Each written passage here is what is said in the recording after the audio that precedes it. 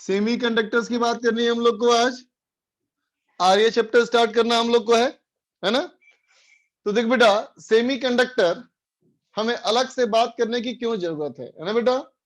तो देखो बेटा, अभी तक हम लोगों ने जितना भी पढ़ा है ना बेटा, उनमें यही पढ़ा है कि मटेरियल दो ही तरह के, या तो कंडक्टर या तो इंसुलेटर, है ना बच्चा। कंडक्टर बेटा हमने उसको कहा जिसमें कि इलेक्ट्रिसिटी आसानी से कंडक्ट होगा, है ना बेटा। और इंसुलेटर हमने उसको कहा जिसमें क्या हो, जिसमें क्या हो कि इलेक्ट्रिसिटी कंडक्ट नहीं होगा, है ना बच्चा।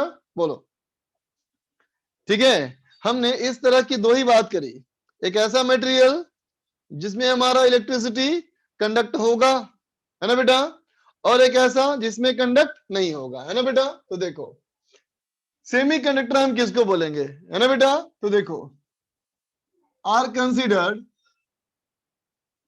कहेंगे बेटा दोज मटेरियल्स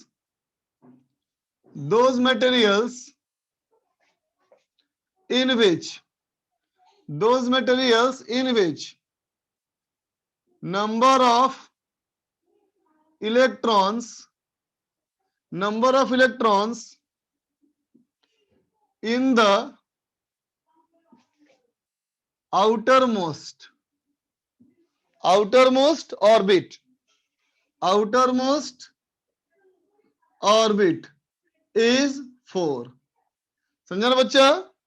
ऐसे मटेरियल जिसके एटम के सबसे बाहरी ऑर्बिट में सिर्फ 4 इलेक्ट्रॉन हो, है ना बेटा, मतलब नंबर ऑफ वैलेंस इलेक्ट्रॉन कितने हो, 4 हो, है ना बच्चा।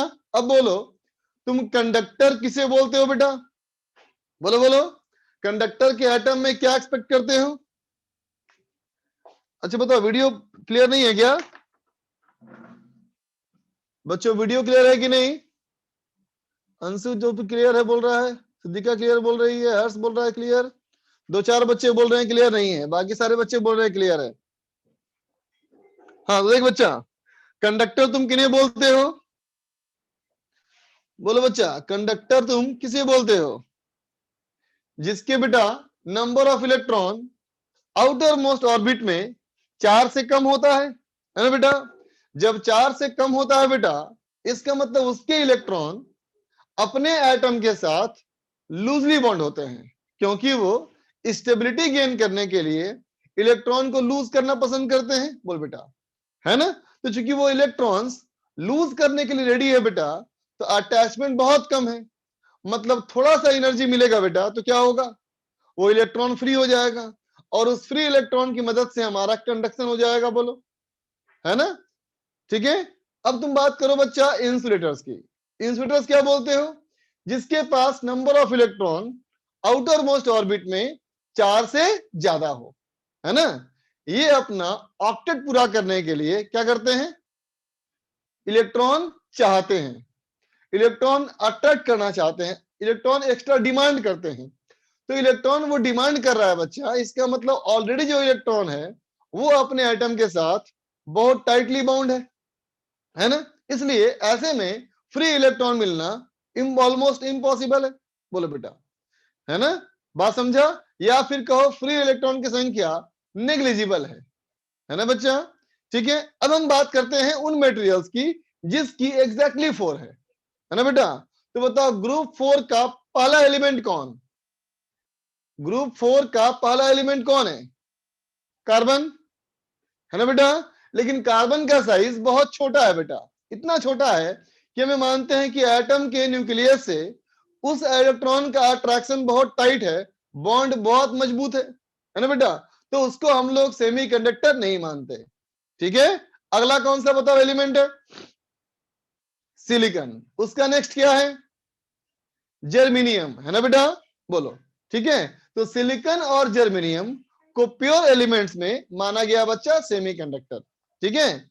लेकिन उसके नीचे अगर जाओगे, है ना, तो फिर एटम का साइज बड़ा हो गया, एटम का साइज बड़ा हो गया तो इलेक्ट्रॉन का बच्चा न्यूक्लियस से अटैचमेंट कमजोर हो गया, और जब कमजोर हो गया तो क्या होगा, वो इलेक्ट्रॉन लूज करने के लिए हो जाएगा रेडी, मतलब उसमें कंडक्टिंग प्रॉपर्टी डोमिनेट कर जाएगा। ठीक है बच्चा। ठीक है। तो क्या कहोगे इसमें, among pure elements pure elements, है ना बेटा, among pure elements germanium and silicon, ठीक है, आर कंसिडर्ड फॉर्मिंग सेमीकंडक्टर्स। समझा बच्चा, प्योर एलिमेंट में जर्मेनियम और सिलिकॉन को ही माना जाता है सेमीकंडक्टर, ठीक है बच्चा। हालांकि मिक्स्ड एलिमेंट में, कंपाउंड में, मॉलिक्यूल में और भी हो सकता है, लेकिन प्योर एलिमेंट में इसी को मानते हैं, ठीक है बच्चा। ठीक है, हम क्या मानते हैं, देखो, at 0 kelvin temperature semiconductors, 0 kelvin है बेटा, है ना, semiconductors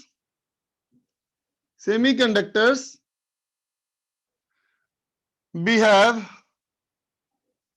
as an ideal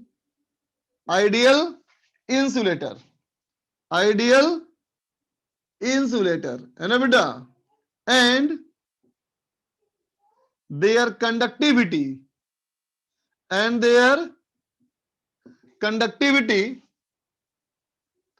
increases with increase in temperature। समझा बेटा, जैसे जैसे टेम्परेचर बढ़ता जाएगा वैसे वैसे कंडक्टिविटी की प्रॉपर्टी उसमें आती जाएगी। समझा बेटा, रूम टेम्परेचर पे आकर के थोड़ा बहुत ये कंडक्ट करना शुरू कर देगा। बात समझ में आई? ठीक है, तो बोल बेटा, अगर कंडक्टिविटी टेम्परेचर बढ़ने के साथ बढ़ रहा है तो रेजिस्टिविटी के बारे में क्या कहोगे? बोलो बोलो, रेजिस्टिविटी के बारे में क्या कहोगे? डिक्रीज, बिल्कुल सही, है ना बेटा। ठीक है, रेजिस्टिविटी क्या होगी बेटा? रेजिस्टिविटी हमारी डिक्रीज करेगी, है ना बेटा। अच्छा, अब बताओ कंडक्टर में क्या कहोगे? कंडक्टर में क्या बोलते थे बेटा? टेम्परेचर बढ़ने के साथ क्या होता है? रेजिस्टिविटी बढ़ता है। इसका मतलब पॉजिटिव टेम्परेचर कोफिशिएंट, है ना बेटा। टेम्परेचर बढ़ेगा तो रेजिस्टेंस बढ़ेगा, है ना बेटा। ठीक है, तो क्या लिखोगे? अगला point, conductors have positive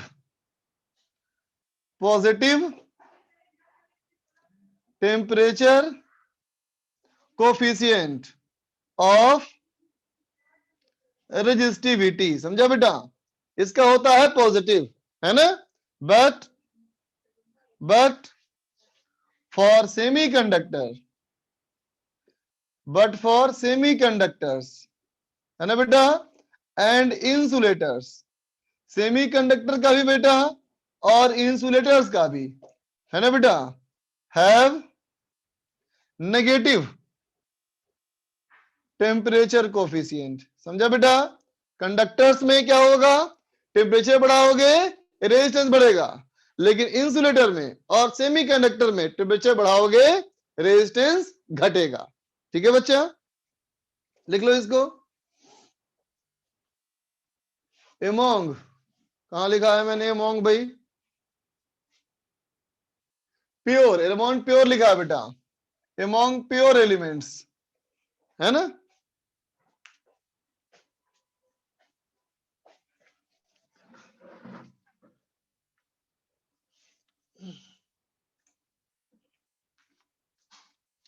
carbon बेटा बहुत छोटा हो जाता है ना, उसका इलेक्ट्रॉन से अटैचमेंट स्ट्रांग होता है ना बेटा।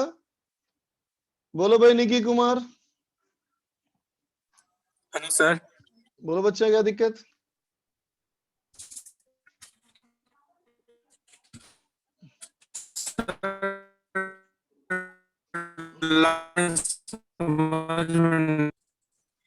तुम्हारा नेटवर्क बहुत कमजोर है बेटा, नेटवर्क तुम्हारा बहुत पुअर जा रहा है बेटा, आवाज बिल्कुल क्लियर नहीं आ रही। नहीं आ रही है सर, अभी ठीक से आई? बोलो। आवाज नहीं आ रही है सर। हाँ अभी आई, बोलो बोलो बोलो।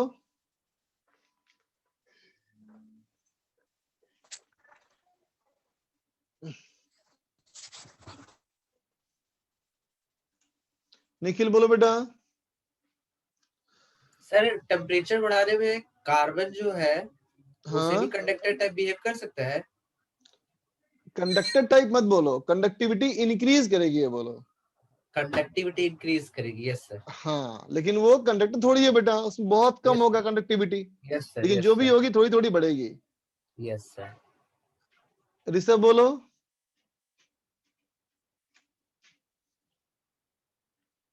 वैभव। सर अगर इसके अंदर अपन जैसे किसी एलिमेंट के पास 5 इलेक्ट्रॉन है लास्ट ऑर्बिट में और एक हाँ बच्चा। इलेक्ट्रॉन निकाल के उसको सेमीकंडक्टर बना सकते हैं क्या?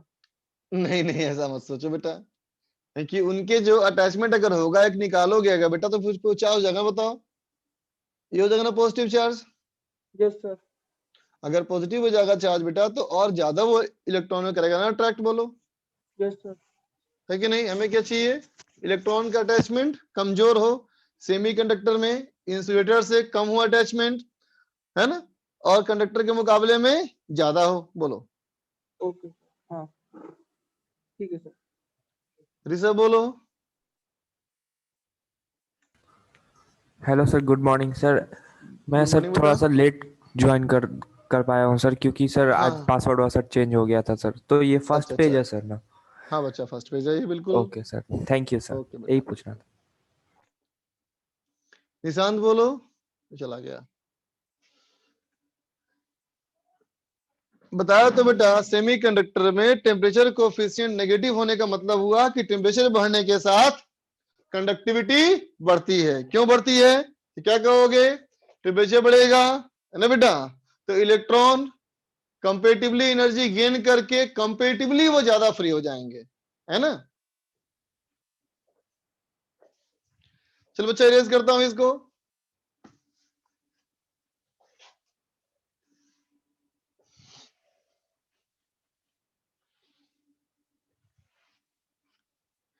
तो देखो बच्चों, आफ्टर ऑल यहां पे क्या इंपॉर्टेंट है बोलो? तो कहोगे बेटा इलेक्ट्रॉन का रैंडम होना, है ना बेटा। इलेक्ट्रॉन का जब रैंडम मोशन शुरू होगा बेटा, है ना, तो हमारी कंडक्टिविटी बढ़ेगी, बोलो। अगर इलेक्ट्रॉन रैंडम मोशन कर पाएगा तो कंडक्टिविटी अच्छी होगी, राइट। अब सोच बेटा, पहला केस जिसमें इलेक्ट्रॉन कंडक्टिविटी में पार्टिसिपेट कर रहा है, और दूसरा केस कंडक्टिविटी में पार्टिसिपेट नहीं कर रहा है ना बेटा। तो बताओ किस इलेक्ट्रॉन की एनर्जी ज्यादा होगी? ज्यादा कौन सी एनर्जी है बेटा?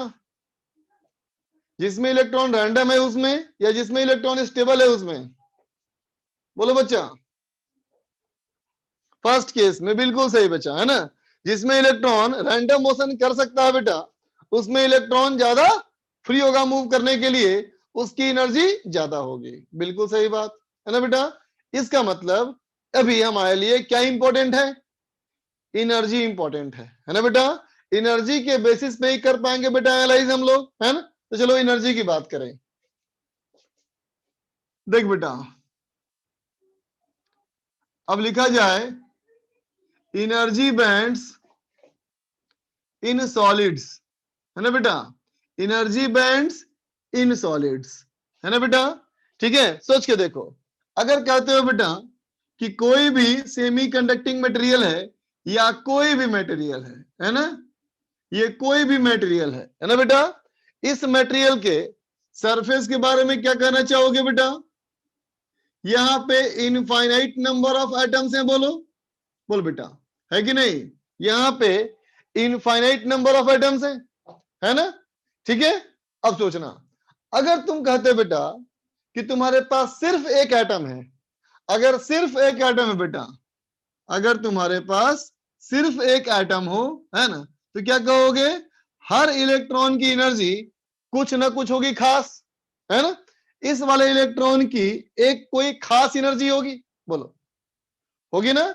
लेकिन सोचो, अगर मैं कहूं कि यहां पे एक और एटम आ गया, है ना बेटा, अब एक और एटम यहां पे आ गया, ठीक है, तो अब बताओ क्या इलेक्ट्रॉन की एनर्जी उतनी ही रहेगी या बदलेगी? बोल बच्चा। एनर्जी बदलेगी बेटा, है ना। ठीक है, अब तुम कहोगे कि इन दोनों इलेक्ट्रॉन की एनर्जी बिल्कुल सेम नहीं होगी बेटा। अब अब क्या होगा, एनर्जी के दो बन जाएंगे लेवल, क्लोज क्लोज, पास पास, पास पास एनर्जी के दो लेवल बन जाएंगे, है ना बेटा। ठीक है, तो अब सोचो अगर मैं इस वाले केस की बात कहूं, है ना, और यूं कहूं कि इसमें जितने इलेक्ट्रॉन्स हैं उनकी एनर्जी की बात करो, तो चूंकि देख बच्चा यहाँ पे हर एटम एक दूसरे से कोवैलेंट बॉन्ड जुड़ा होगा आपस में, है ना, तो उस बॉन्ड की भी तो कुछ एनर्जी होगी बच्चा, है ना। तब क्या कहोगे, इन इलेक्ट्रॉन्स की अगर हम एनर्जी की बात करें, इन एटम्स के इलेक्ट्रॉन की एनर्जी की बात करें, है ना बेटा, तो अब एनर्जी का लेवल एक मिनिमम वैल्यू से लेकर के मैक्सिमम वैल्यू तक होगा बेटा, बोलो है कि नहीं। और उस मिनिमम से मैक्सिमम के बीच में जो स्पेस होगा, मान लो ये एनर्जी का डिफरेंस है, ये एनर्जी के डिफरेंस में ये सारे इलेक्ट्रॉन की एनर्जी का लेवल होगा, तो सारी एनर्जी का लेवल होगा बेटा, सबके लिए एक अनोखी लाइन ड्रॉ करोगे तो क्या बन जाएगा, एक पूरा बैंड बन जाएगा बेटा, बोलो समझा ना बेटा, पूरी पट्टी बन जाएगी एक, है ना, और कहोगे यहां से लेके यहां तक कुछ भी एनर्जी हो सकता है इन सरफेस के इलेक्ट्रॉन की एनर्जी, है ना बच्चा। ये बात हम लोग पहले भी कर चुके थे जब पढ़ रहे थे फोटो इलेक्ट्रिक इफेक्ट, ठीक है बच्चा। तो देखो, तो एनर्जी बैंड क्या बतलाता है, तो कहेंगे it represent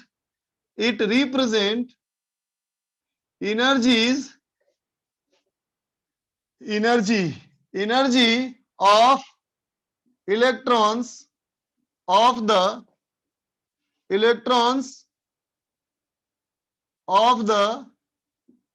atoms of the material, है ना बेटा।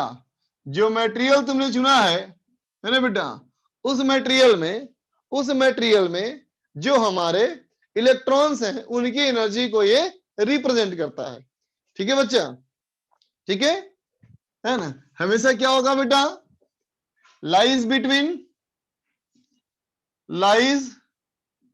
Between A minimum and maximum level, है ना बेटा। ये एक बैंड होता है, एक पट्टी होती है, ठीक है बच्चा, है ना। अब चलो, अब मैंने कहा बेटा वो एनर्जी बैंड तुम क्यों देख रहे हो, एनर्जी क्यों देखा तुमने, पर्पस क्या है, ये जानने के लिए ना कि कौन इलेक्ट्रॉन कंडक्टिविटी में पार्टिसिपेट कर रहा है और कौन नहीं कर रहा, बोल बेटा, राइट ना। ठीक है, तो क्या कहोगे, it is drawn in two parts, है ना बेटा। हमेशा इसको दो हिस्सों में बनाया जाता है, ठीक है, क्या, कंडक्शन बैंड है ना बेटा, एंड वैलेंस बैंड, समझा। इसको दो हिस्सों में बनाओगे, एक होगा कंडक्शन बैंड और एक होगा वैलेंस बैंड, है ना बेटा। कंडक्शन बैंड हम किसे कहेंगे, है ना, तो कहेंगे कंडक्शन बैंड रिप्रेजेंट, रुको, वैलेंस बैंड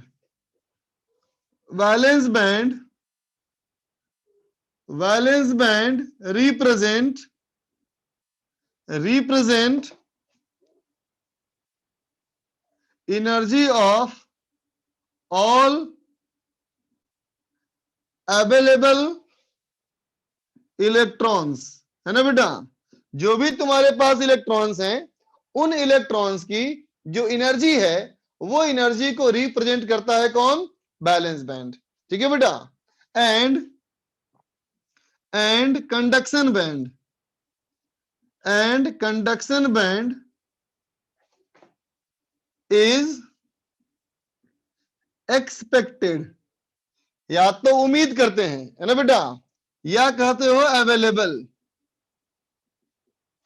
एक्सपेक्टेड और अवेलेबल, एक मिनट, एक्सपेक्टेड और अवेलेबल, या तो है या हम उम्मीद करते हैं बेटा, एक्सपेक्टेड और available energy for electrons participating in conduction, समझा बेटा, ठीक है, हम कहेंगे कंडक्शन बैंड उस इलेक्ट्रॉन की एनर्जी को दिखाता है जो इलेक्ट्रॉन कंडक्शन में पार्टिसिपेट कर रहे हैं, है ना बेटा? ठीक है ना? और वैलेंस बैंड जो इलेक्ट्रॉन है उसकी एनर्जी है ना बेटा?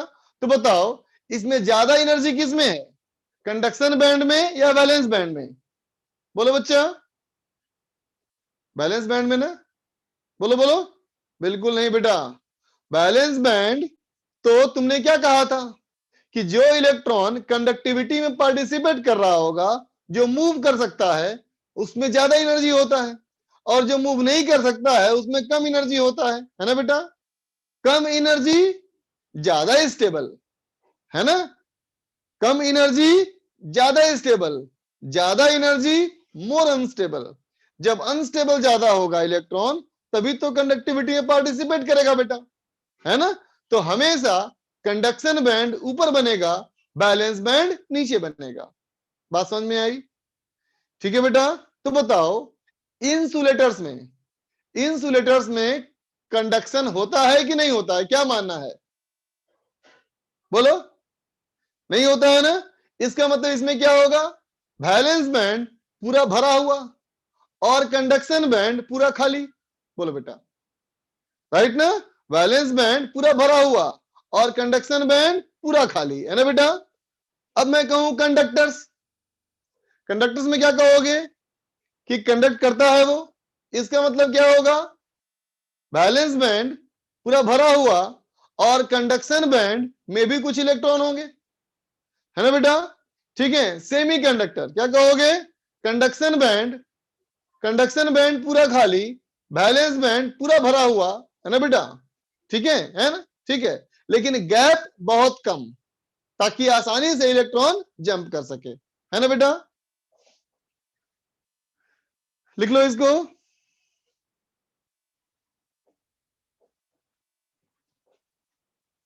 नोट कर ले बच्चा।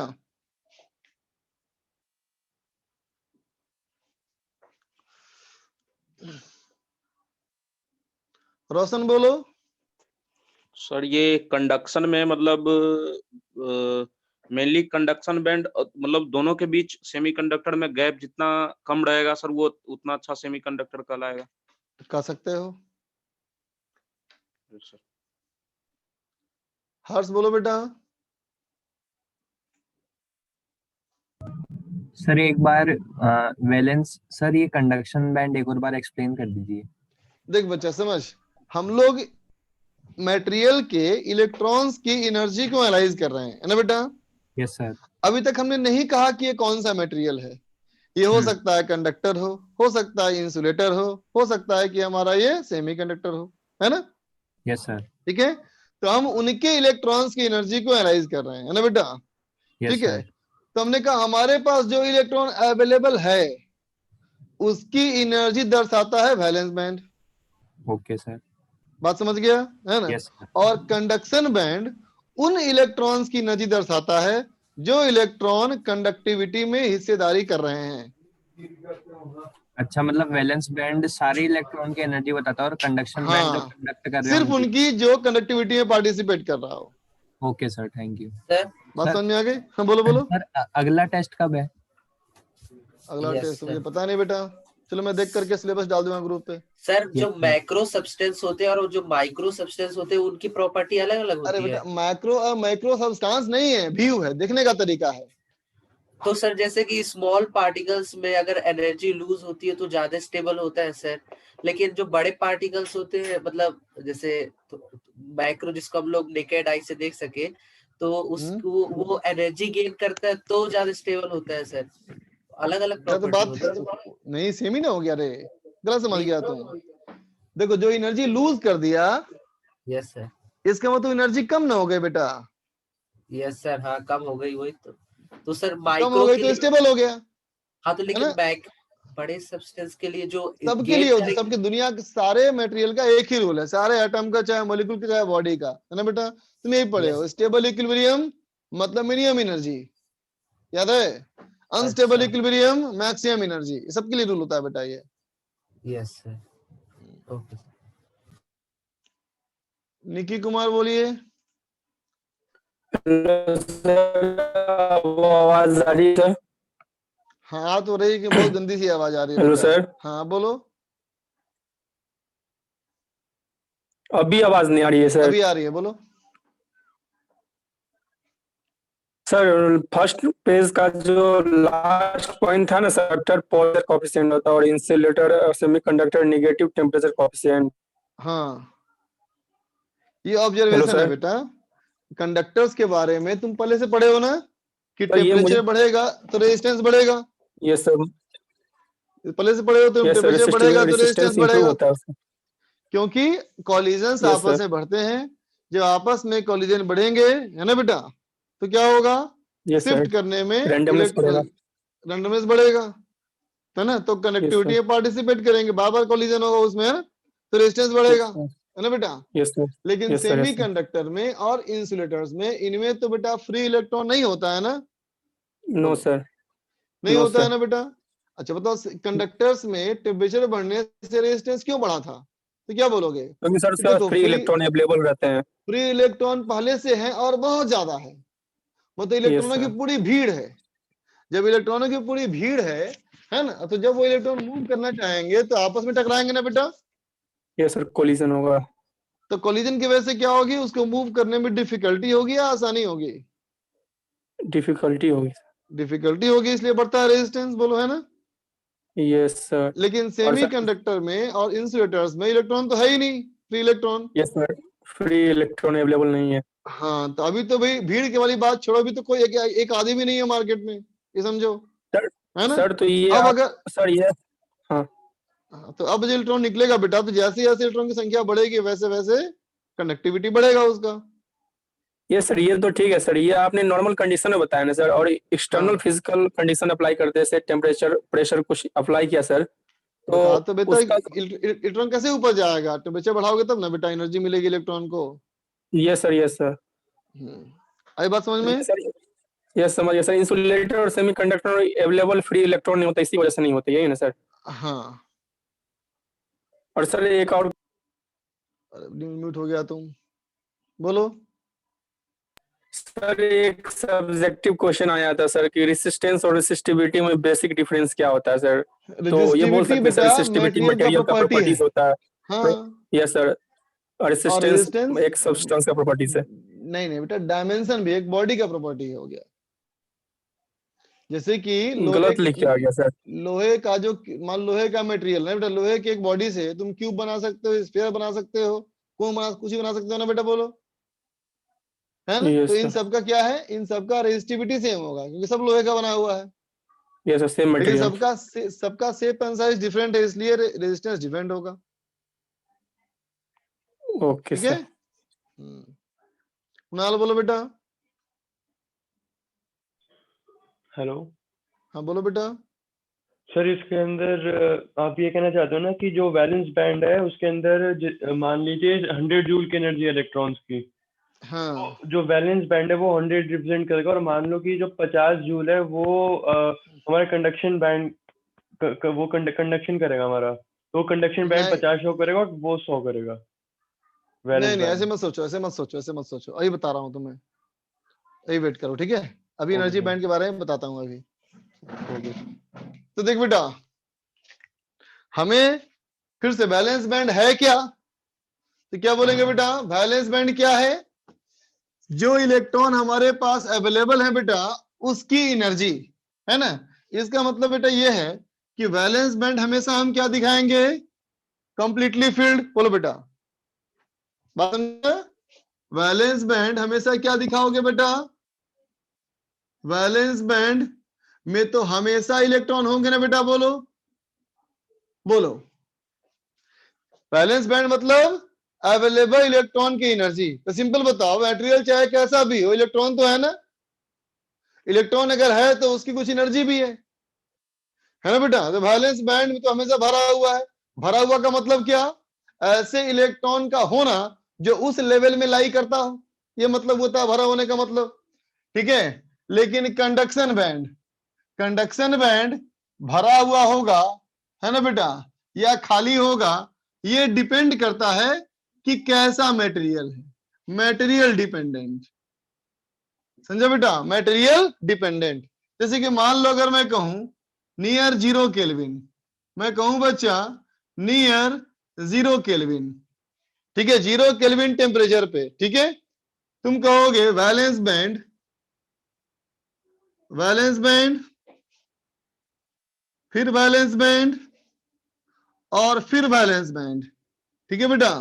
मैं 3 क्यों बनाया, मैं 3 क्यों बनाया, मैं बना रहा हूं किसके लिए बेटा, ये बना रहा हूं मैं इंसुलेटर्स के लिए, ठीक है, ये बना रहा हूं किसके लिए बेटा, ये बना रहा हूं मैं कंडक्टर्स के लिए, ठीक है, और ये बना रहा हूं बेटा मैं सेमी कंडक्टर्स के लिए, समझा है ना। तो देख बच्चा, वैलेंस बैंड, वैलेंस बैंड क्या दर्शाता है, तो कहेंगे बेटा अवेलेबल इलेक्ट्रॉन की एनर्जी।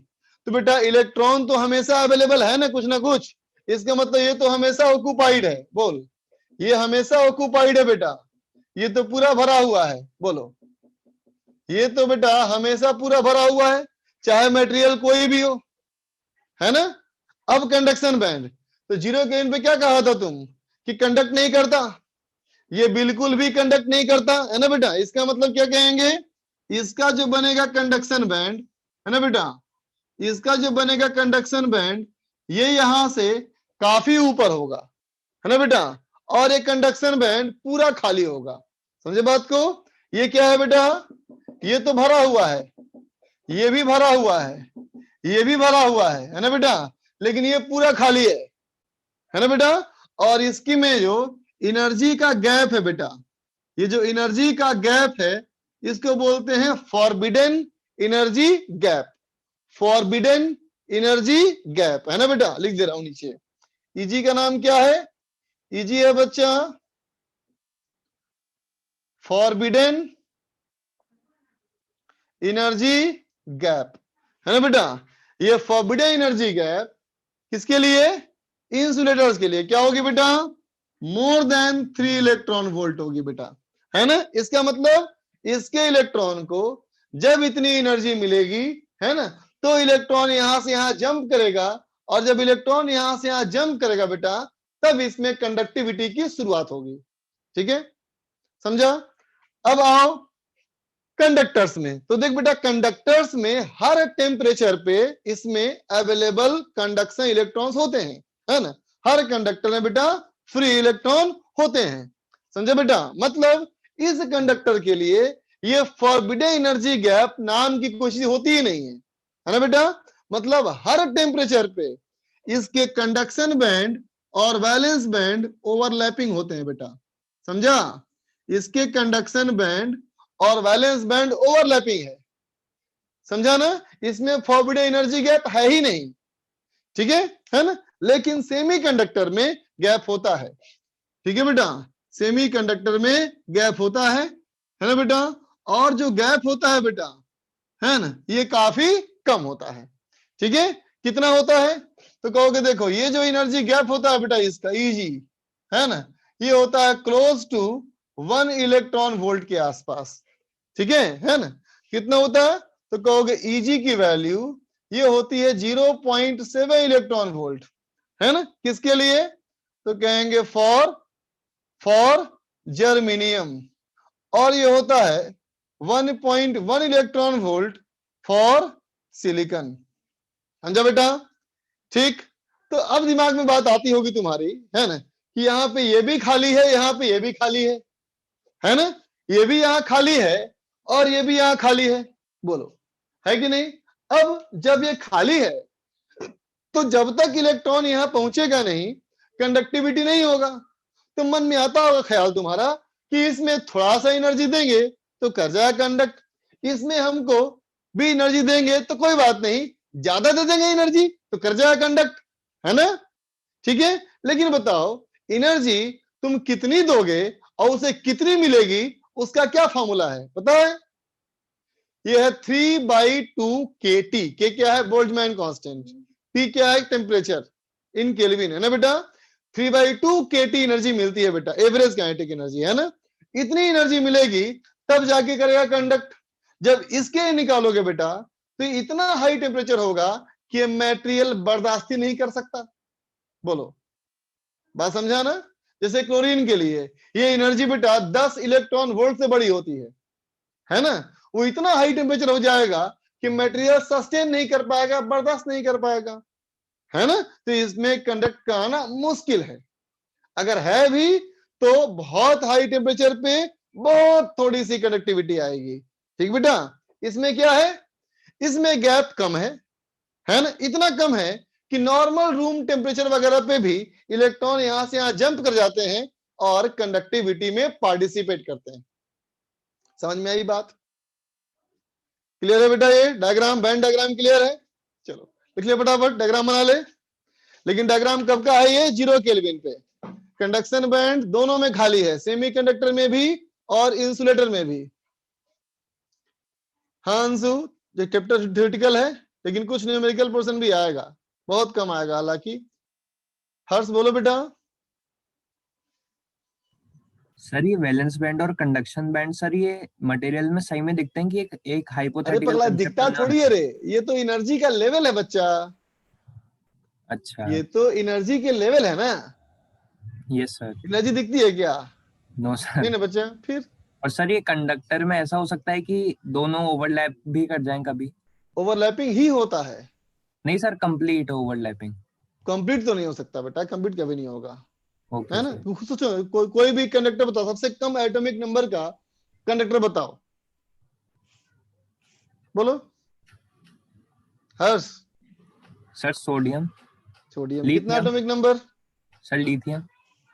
लिथियम सबसे कम मेटल है क्या लिथियम? ये तो गैस है ना रे। ओ हाँ सर। सर 11 होता है सोडियम का। उसके बताओ क्या होगा electronic configuration? Sir 2s2। 1s2, sorry sir 1s2 2s2 2s2, 2p7। p6 अरे और सर, 3s1, यस सर। है ना? तो देख बच्चा, 1s2 completely field orbit, yes sir. 1s2 2s2 क्या है? Completely field, yes sir. है ना बेटा? तो क्या है ये सब बैलेंस बैंड के इलेक्ट्रॉन है, समझा? यस सर हाँ आप समझ लेकिन 3s1 जो हमारा है वो क्या है?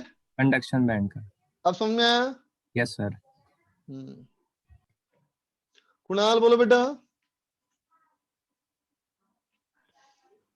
सर वो पहले से खड़ा था। ओके बच्चा।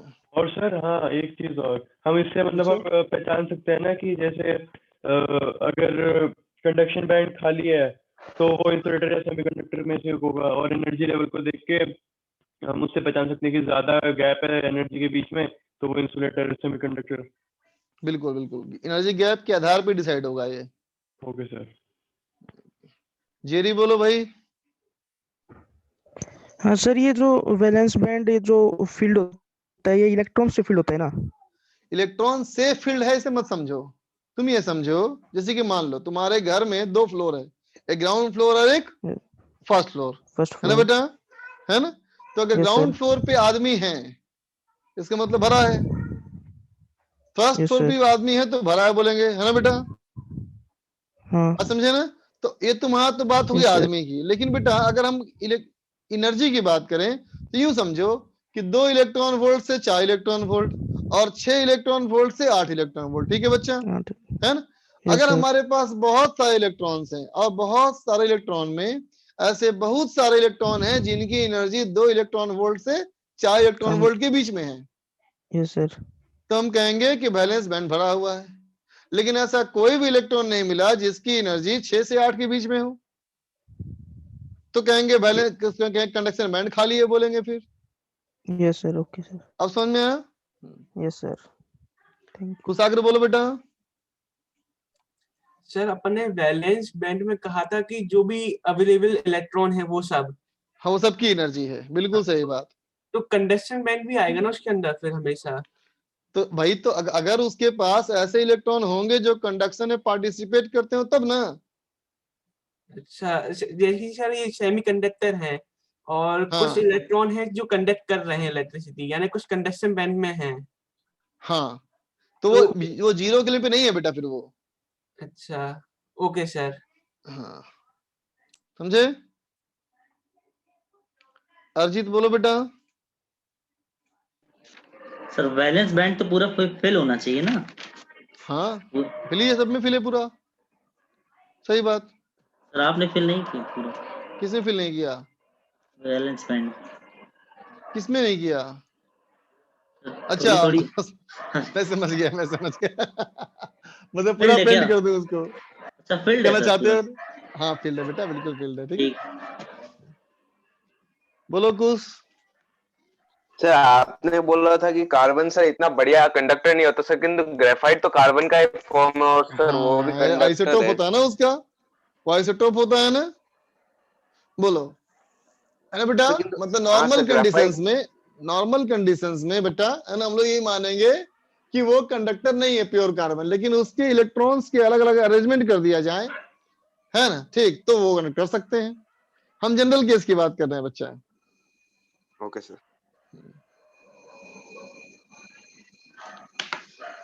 कुणाल, सर अगर वैलेंस बॉन्ड और कंडक्शन बॉन्ड एक दूसरे को टच कर जाएंगे बैंड, तो दोनों में एनर्जी गैप जीरो हो जाएगा। दोनों में एनर्जी गैप जीरो हो गया, हाँ, हो सकता है। फिर तो कंडक्टर और कंडक्टर के अंदर तो फिर एनर्जी गैप नेगेटिव आएगा ना इनका। तो मतलब हुआ बहुत छोटा सा एनर्जी में भी वो कनेक्ट करना शुरू कर देगा, यही कहने का मतलब हुआ। Yes sir. बोलो बोलो बोलो बोलो। तो सर मतलब एनर्जी गैप नेगेटिव में आ सकता है ना। एनर्जी गैप नेगेटिव हो गया मतलब कनेक्टर हो गया, हाँ ओवरलैपिंग बोलेंगे ना उसका मतलब। ओवरलैपिंग। Yes sir. वेलकम बेटा। चलो देखो बेटा आगे देखो,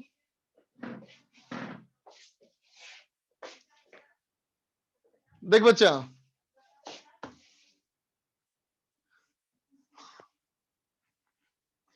चलो एनर्जी गैप भी समझ में आ गया है ना, एनर्जी गैप भी हमें समझ में आ गया है ना बेटा। अब देखें एनर्जी गैप वगैरह के आधार पे या एनर्जी के आधार पे है ना बेटा, आखिर मटेरियल की कंडक्टिविटी है क्या।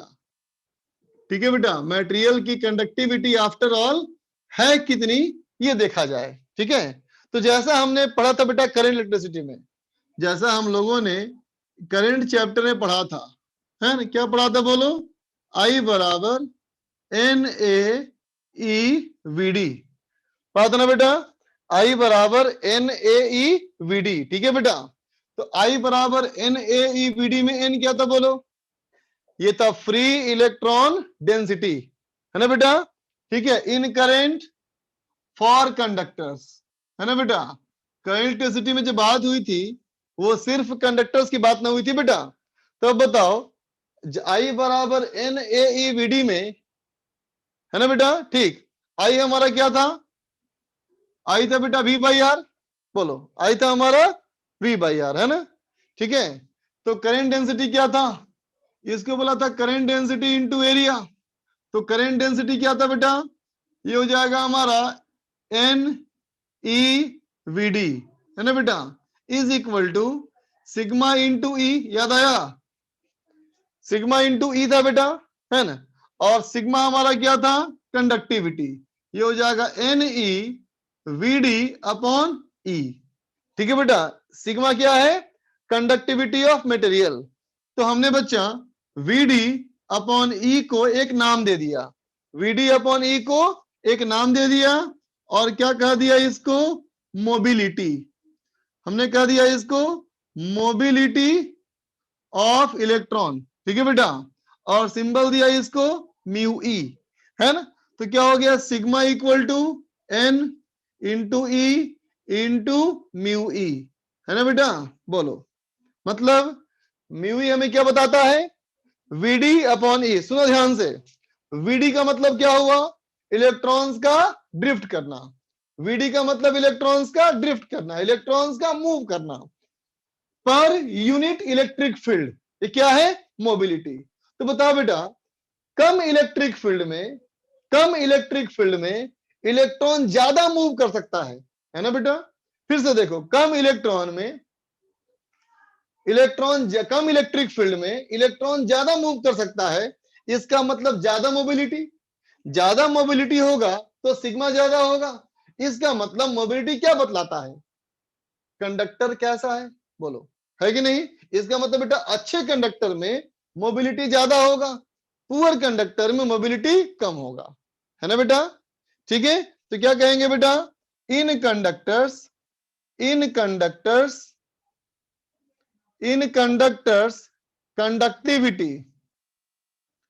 conductivity is due to mobile free electrons, है ना बेटा, सिर्फ फ्री इलेक्ट्रॉन्स की वजह से, ठीक है ना। जैसे कि मान लो मैं कहूं सोडियम, क्या कहोगे, 1s2 2s2 2p6 3s1, है ना बेटा। तो देखो 3s1 का इलेक्ट्रॉन जो है ये आउटर मोस्ट ऑर्बिट का इलेक्ट्रॉन है ना बेटा। ये इलेक्ट्रॉन बैलेंस बैंड में है, थोड़ी सी एनर्जी मिली, चला गया कंडक्शन बैंड में, मतलब अपर ऑर्बिट में चला गया, बोलो बेटा, ठीक है, अपर ऑर्बिट में चला गया बेटा। तो बताओ ये जो हमारा सिस्टम है वो क्या है, ये तो पूरा स्टेबल है, ये तो ऑक्टेट पाया हुआ है, बोल बेटा, है ना। तो इसके अंदर वाले में फर्क पड़ेगा कुछ, इसके अंदर वाले में कोई फर्क नहीं पड़ेगा बेटा, बोलो, है ना। इसका मतलब यहां जो कुछ भी होना है वो सिर्फ इस इलेक्ट्रॉन का होना है, और इसी इलेक्ट्रॉन की वजह से बेटा इसमें कंडक्टिविटी आ रही है, राइट ना, ठीक है, लिख लो। हाँ बेटा करेंगे, डिस्कस करेंगे, ये बताए करते हैं डिस्कस।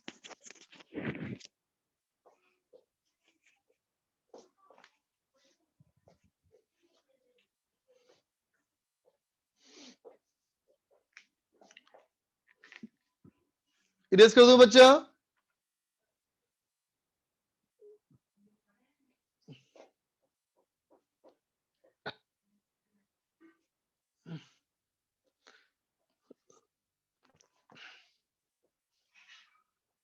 इरेज कर रहा हूं बेटा।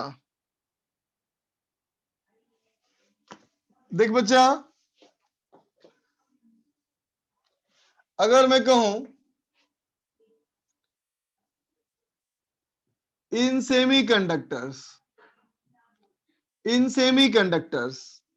सुनना ध्यान से, तो देख तो बेटा, अगर मैं कहूं सेमीकंडक्टर, चलो सिलिकॉन को पकड़ते हैं ना बेटा, तो बोलो तो सिलिकॉन के लिए क्या कहोगे, atomic number,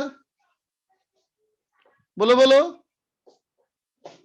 1s2 2s2 2p6 3s2 और 3p4, बोल बेटा, या 3p2 होगा, बोलो बोलो,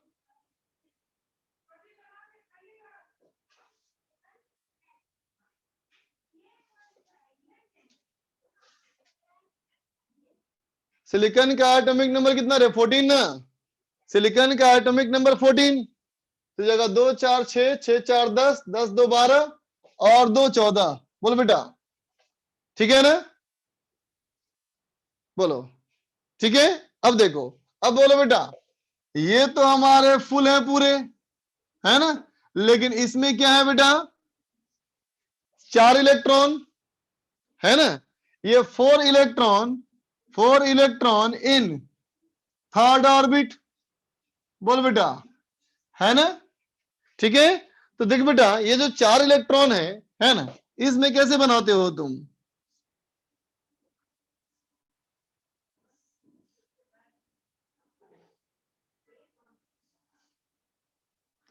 ऐसे बनाओगे ना, बोलो बोलो, ऐसे बनाते हो ना बेटा, ठीक। तो अब क्या बोलते हो तुम कि ये दोनों जो हमारे हैं बेटा, ये क्या है, बिल्कुल बराबर एनर्जी लेवल के हैं, बोलो बेटा, है ना, एकदम बराबर एनर्जी लेवल के हैं। इसका मतलब ये इसकी जगह आ सकता है, ये इसकी जगह आ सकता है, बोलो, ये इसकी जगह आ सकता है और ये इसकी आ सकता है ना बेटा। अब समझो, अभी ये सारे के सारे इलेक्ट्रॉन कहाँ है, बैलेंस बैंड में।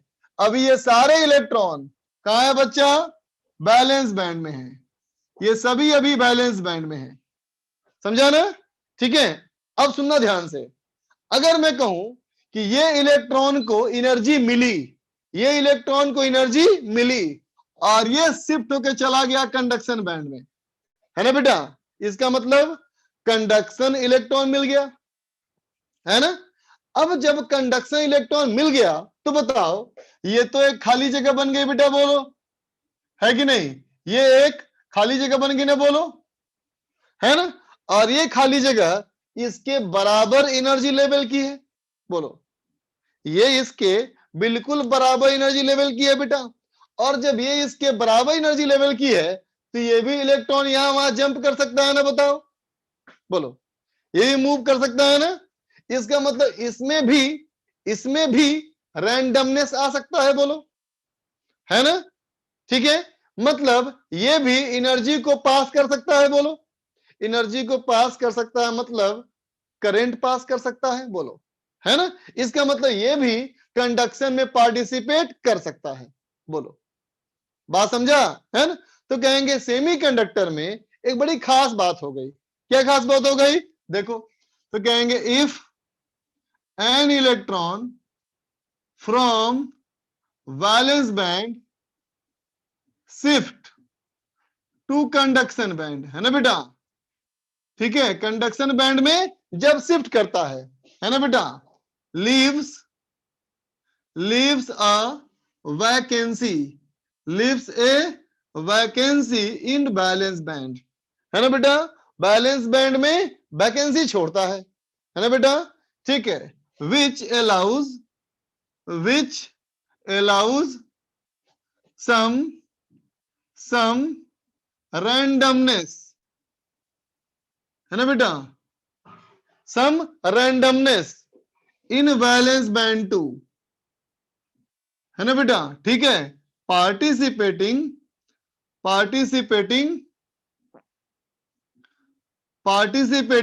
in conduction, ठीक है, समझा बेटा? जैसे मान लो इमेजिन करो एक मकान है ना बेटा? इस मकान में 2 फ्लोर है ना बेटा? सुन ध्यान से, एक मकान है बेटा, इस मकान में 2 फ्लोर है ना बेटा? इस मकान में 2 फ्लोर है, ठीक है बेटा? पहले फ्लोर पे 50 कुर्सियां लगी है ना बेटा? पहले फ्लोर में, है ना, 50 चेयर्स लगी है, ठीक है? और मान लो 50 आदमी आके बैठ गया, क्या हुआ? पूरी सीट फिल्ड, कोई भी चेयर खाली नहीं, तो अंदर का कोई भी आदमी मूव नहीं कर सकता, ठीक है बच्चा? बात समझाना, ठीक है? अब समझो कि चेयर 50 है और आदमी आ गया बेटा 51, चेयर आ गया 50, आदमी आ गया 51, है ना बेटा? तो 51वां आदमी को मजबूरी है कि यहीं जाना पड़ेगा, बोलो, जाना पड़ेगा ना, बोलो, 51वां आदमी को यहां जाना पड़ेगा। और देखो ये कमरा पूरा खाली है ना? यहां खूब रैंडम हो सकता है, ये खूब रैंडम हो सकता है ना, बोलो बच्चा, ठीक है? तो ये क्या कहानी है? ये कहानी है कंडक्टर की, कि 3s1 का इलेक्ट्रॉन यहां चला गया, लेकिन नीचे में देखो पूरा पैक है ना? ठीक है, अब चलो बात करता हूं मैं सेमीकंडक्टर्स की, इसको हटाओ, है ना? तो 50 चेयर है, 50 आदमी है, कंप्लीटली वैलेंस बैंड पैक है, वैलेंस बैंड कंप्लीटली पैक है ना बेटा? ठीक है, अब सोचो इसमें से एक इलेक्ट्रॉन चला गया यहां पे, 50वां इलेक्ट्रॉन यहां पहुंच गया, है ना बेटा? तो 50वां इलेक्ट्रॉन यहां पहुंचेगा बेटा, है ना? तो फिर देख यहां पे एक खाली बॉक्स बन जाएगा बेटा, बोलो, बात समझा ना? ठीक है, बोलो, ये हमारा खाली बॉक्स बन जाएगा बेटा, है ना? अब क्या कहोगे? जो 50वां आदमी यहां जा चुका है, ये तो खूब रैंडम हो सकता है यहां, बोलो, हो सकता है ना? इसके वजह से कनेक्टिविटी आ गई। लेकिन अब सोचो यहां जो एक चेयर खाली हो गई है बेटा, इसमें 49 आदमी जो बैठे हैं, है ना, ये भी तो अब लाइटली मूव कर सकते हैं ना, बोलो, यहां भी हल्की सी मोबिलिटी आएगी ना, बोलो बच्चा, बात समझ में आया? इसका मतलब बेटा इसमें जो कंडक्टिविटी है वो इसके वजह से भी है, जो आदमी ऊपर भाग गया, है ना, और इसकी वजह से भी है जो एक चेयर खाली हो गया, बोलो बेटा, बात समझे ना? लेकिन इस चेयर का कुछ नाम नहीं है, इसका कुछ नाम नहीं है भाई, ये तो इलेक्ट्रॉन है, ये तो इलेक्ट्रॉन है, लेकिन ये इलेक्ट्रॉन तो है नहीं, है ना? तो मुझे बताओ जब ये इलेक्ट्रॉन यहां पे था, है ना, तो न्यूट्रल से बिहेव कर रहा था, कोई इफेक्ट नहीं थी, है ना? तो इलेक्ट्रॉन छोड़ के भागा, है ना, तो मैंने मान लिया पॉजिटिव जैसा हो गया। बोलो बेटा, है ना, ठीक है। तो अब हम यहाँ पे इसको क्या मानेंगे, होल्स मानेंगे, इसको नाम देंगे बेटा होल्स, ठीक है, बात समझे, है ना। और इसको मानेंगे पॉजिटिव चार्ज जैसा, और अब मैथमेटिक्स इसके अकॉर्डिंग भी होगी, बात समझा, ठीक है। तो क्या कहोगे, क्या कहोगे बेटा कि this vacancy is termed as holes, ठीक है बेटा, ठीक है। Considered equivalent to charge plus e, है ना बेटा, इसको प्लस ई चार्ज माना जाता है, ठीक है। और ये भी कंडक्टिविटी में पार्टिसिपेट करता है, इसलिए सेमीकंडक्टर में जो कंडक्टिविटी लिखी जाएगी, है ना, वो लिखा जाएगा conductivity due to electrons plus conductivity due to holes, electrons holes दोनों का, ठीक है बेटा। अब तुम कहोगे सिग्मा ई क्या होगा, तो होगा N E into mu V, इसको कहोगे N H E into mu H, समझा बच्चा, ये होगा हमारा कंडक्टिविटी इन सेमीकंडक्टर्स, बात समझा बेटा, ठीक है ना। चूंकि हम देखते हैं कि जितनी आसानी से इलेक्ट्रॉन यहां मूव कर सकता है, उतनी आसानी के साथ होल्स तो मूव नहीं कर सकता, बोलो, है ना। तो ऑब्वियस ही बात है ना बेटा, कि म्यू एच जो होता है बेटा, वो म्यू ई से कम होता है ना। रफली ये कहा जाता है बेटा कि म्यू होल्स जो होते हैं, है ना, इलेक्ट्रॉन की मोबिलिटी के आधी होती है लगभग, है ना, लेकिन ये रूल मत मानो इसको, है ना, रफली मैंने कहा तुमसे, ठीक है, नोट कर लो, ठीक है बच्चा, नोट कर लो फटाफट। वैभव बोल बच्चा। सर जो ये इलेक्ट्रॉन छोड़ के गया ना, तो सर ये कौन हाँ से बच्चा, ऑर्बिट में गया, ये क्या हुआ, कौन से ऑर्बिट में गया? जैसे मान लो थर्ड ऑर्बिट में था ना बेटा, वो चला गया फोर्थ ऑर्बिट में, अच्छा, तो सर इससे एनर्जी पहले गेन जब करके ये एक्साइट कर गया, एनर्जी गेन करके सर बेटा एक्साइट कर गया वो। सर ये एक्साइट करने से पहले जो 3s वाला इलेक्ट्रॉन है वो इस वाली शेल के अंदर आ जाएगा ना? फिर से बोलो। सर जो 3s2 पूरा फिल है, हाँ सर पहले इसका इलेक्ट्रॉन 3p में जाएगा, उसके बाद एक्साइट होकर दूसरी ऑर्बिट में जाएगा ना?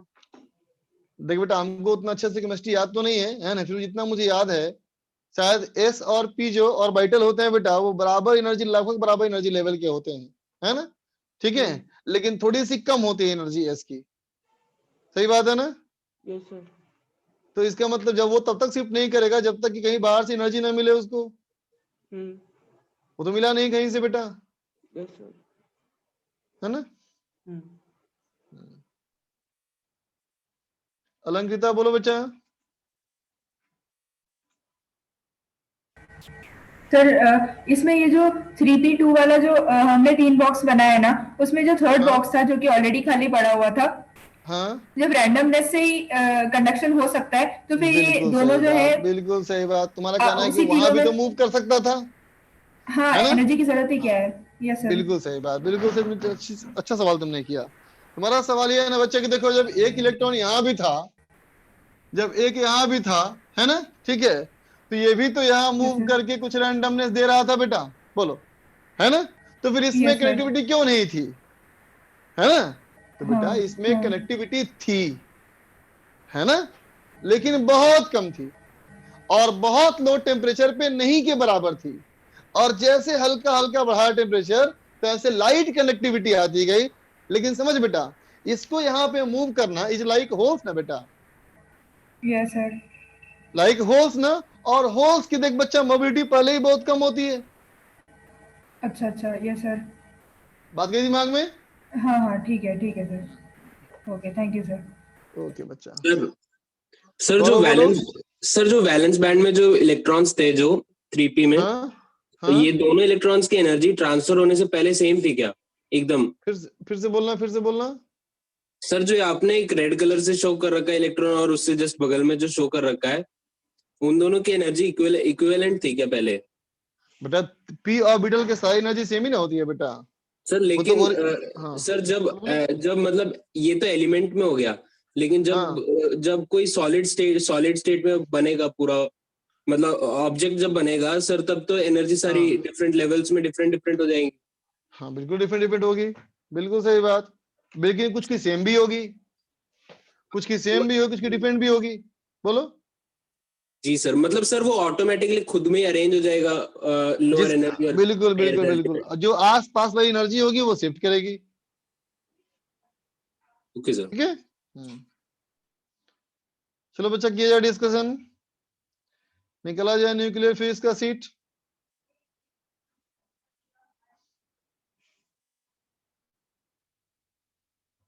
बोर्ड तो अभी है बेटा, तो खुद देख सकता है, बोर्ड पे टैप कर लो उसको, बोर्ड पे टैप कर लो, दिख जाएगा। न्यूक्लियर फ्यूज कंप्लीट करना था और वेव ऑप्टिक्स एक्सरसाइज 1 कंप्लीट करना था। ठीक है, तो बताओ बेटा न्यूक्लियर में कहां तक बच्चे कर चुके थे बेटा हम लोग?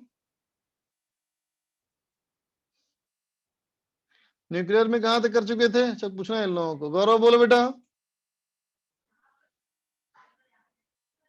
गौरव।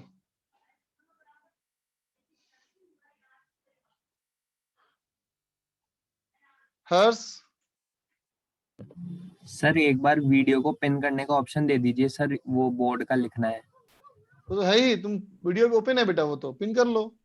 नहीं सर हो नहीं रहा, मतलब आपने शायद वो ऑप्शन बंद कर रखा है। नहीं वो मैं अभी कर रखा हूँ स्पॉटलाइट। सर पता नहीं पिन नहीं हो पा रहा। मोबाइल में देख रहे हो, किस पे देख रहे हो? नो सर लैपटॉप पे। लैपटॉप पे देख रहे हो? Yes sir. तो उस पर राइट क्लिक करके पिन करो ना। यस सर वो ऑप्शन नहीं आ रहा ना, शायद आपने बंद कर रखा है। नहीं मैंने बंद नहीं किया, हो सकता है इससे प्रॉब्लम आ रही है। रुको एक मिनट, स्क्रीन शेयर ऑफ करेंगे तो शायद आएगा वो। एक मिनट, स्क्रीन शेयर ऑफ करेंगे तभी आएगा बेटा। फिर तो बच्चे लिख रहे हैं हो रहा है, डबल क्लिक करो बोल रहा है, डबल क्लिक करो तो उस पे। सर लैपटॉप में डबल क्लिक से नहीं होता सर, फिर मैं रिकॉर्डिंग में देख लूंगा फिर।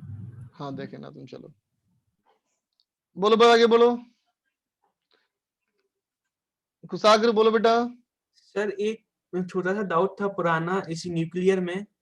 हाँ SS2 पार्ट 3 में सेकंड क्वेश्चन था कि heavier stable nuclei tends to have larger n/z ratio। और उसमें सही एक बात। ऑप्शन था Coulomb force have longer range compare to nuclear force. Sir हाँ। ये फैक्ट तो सही है, लेकिन इसका n/z रेशियो से कैसे करेंगे? है ना बेटा समझ से, मान लो इमेजिन करो। मैं मानता हूँ कि मान लो बेटा ये हीलियम का न्यूक्लियस, ठीक है बेटा? यस हीलियम के न्यूक्लियस में 2 न्यूट्रॉन है बेटा और 2 प्रोटॉन है। बोलो। जैसे लिथियम की बात करें, लिथियम में क्या है, 3 और 6 के होते हैं, मतलब दो होते हैं बेटा। बताओ आइसोटोप ना। Yes sir. 3 4 के होते हैं, 2 आइसोटोप मान लिया मैंने, है ना? बोलो ठीक। अब देख बेटा इस पहले वाले केस में ये हमारी न्यूट्रॉन की संख्या कम है ना? बोलो।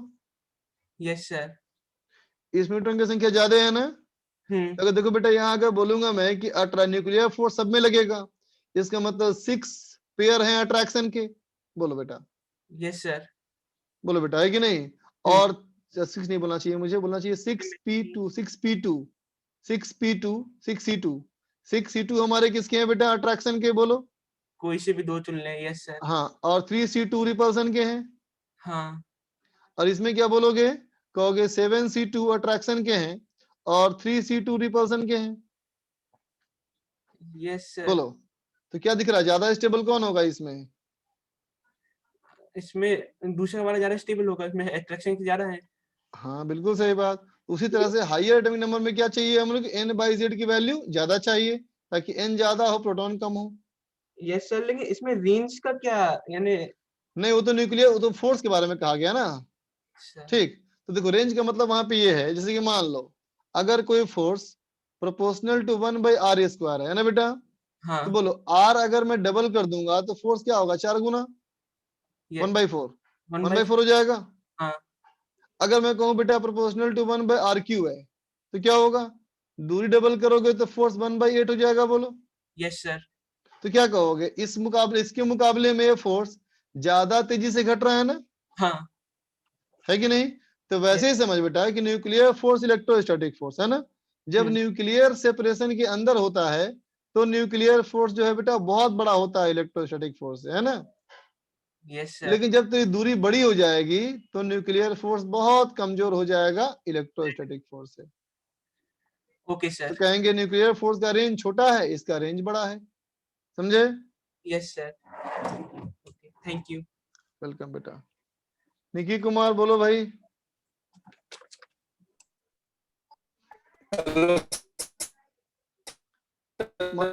अरे बेटा बहुत पुअर आवाज आ रही है, बहुत पुअर। सर वीडियो कब तक अपलोड कर जाएंगे सर अपने चैनल पे? एक लगभग 1 बज जाएगा, 1 बजे के बाद क्या कर पाएंगे। तक की चैनल वीडियो अपना? बाप रे बाप, तुम्हारा आज इतना खराब बेटा एक यस कान सर, दर्द आज लगता है। बहुत परेशानी होता आज है। गड़बड़ तुम्हारा बहुत ज्यादा है नेटवर्क। वैभव सर इसी से एक डाउट था। क्या? सर न्यूक्लियर फिजिक्स सर, इसके अंदर आपने एक बार बताया था ना हाइड्रोजन बम कैसे बनता है, जब दो हाइड्रोजन बिल्कुल चिपक जाए एक दूसरे पे, हम पास आएंगे है ना। तो सर तो जब रिएक्शन होगा। हाँ ये सर जब कोवेलेंट बॉन्ड बनता है ना किसी भी दो एटम के बीच के अंदर, तो सर उसके अंदर अपन बोलते हैं ना कि न्यूक्लियर फोर्स इलेक्ट्रोस्टैटिक फोर्स से ज्यादा है। क्या बात करता है रे, कोवेलेंट बॉन्ड अलग चीज है। कोवेलेंट बॉन्ड को न्यूक्लियर से कोई मतलब ही नहीं होता। नहीं तो सर वो बॉन्ड बनने के बाद अपन अगर उसको थोड़ी सी एनर्जी दे तो वो शिफ्ट नहीं हो सकता क्या? हो भी सकता है, वो डिपेंड करता है कितनी एनर्जी हम देंगे उसको।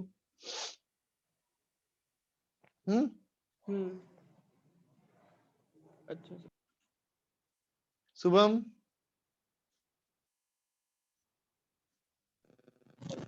मोबिलिटी का नहीं सुन पा रहे हैं बच्चा हम। सर जो आपने मोबिलिटी का जो डेरिवेशन कराया था उसमें वीडी क्या था? वीडी था ड्रिफ्ट वेलोसिटी। ड्रिफ्ट वेलोसिटी और जे। हाँ ड्रिफ्ट वेलोसिटी जो पढ़ा था तुमने करंट में वही है। और जे क्या था सर? जे था current density I by area. क्या था सर? Current density. ठीक है सर, वेलकम बेटा। चलो डाउट में क्वेश्चन नंबर 19 पूछना है 20 पूछना है। देखो भाई 19 20 क्वेश्चन, अच्छा 15 16 ही पूछना है। 15 16 26। देखो भाई 15 में कहता है बेटा if the anti neutrino has the mass of 3 electron volt per c square instead of 0 mass what should be the range of kinetic energy K of the electron. तो ऊपर से आएगा। देख बेटा ये अगर हमारा कहता है कि इसकी एनर्जी अगर एंटी न्यूट्रिनो इतनी एनर्जी ले गई, ठीक है बच्चा, तो देखो अगर ये इतनी एनर्जी ले चुकी है बेटा तो पूरी सिस्टम की एनर्जी कितनी थी? एनर्जी हमारे सिस्टम में रिलीज कितनी हुई थी? तो एनर्जी रिलीज हुई थी बेटा कितना? एनर्जी रिलीज हुआ था हमारा, इसमें निकाला होगा ना, इनसे पी बना। देखो इतनी एनर्जी रिलीज हुआ था बेटा, बताओ टोटल एनर्जी अगर हमारी इतनी थी 0.8 इंटू 10 पावर 6 टोटल एनर्जी इतनी थी, है ना। और इसमें किसकी एनर्जी है? इलेक्ट्रॉन की बेटा और एंटी न्यूट्रिनो की, है ना। तो टोटल एनर्जी अगर हमारी इतनी है बेटा तो कुछ एनर्जी अगर ये ले गया तो उतनी एनर्जी घट जाएगी ना बेटा इसकी। तो 3 इलेक्ट्रॉन वोल्ट क्या होगा, इसमें से घट जाएगा। तो क्या बोलोगे कि इसकी एनर्जी क्या होगा? अब तो कहेंगे 0.8 into 10 power 6 minus 3 electron volt के आसपास। अब तुम खुद देखो बेटा ये कितनी बड़ी वैल्यू है और ये कितनी छोटी वैल्यू है। तो रफली हम क्या बोलेंगे कि रफली हमारा वही रह जाएगा बेटा एनर्जी, है ना। 18 पूछना है। देखो बेटा 18 में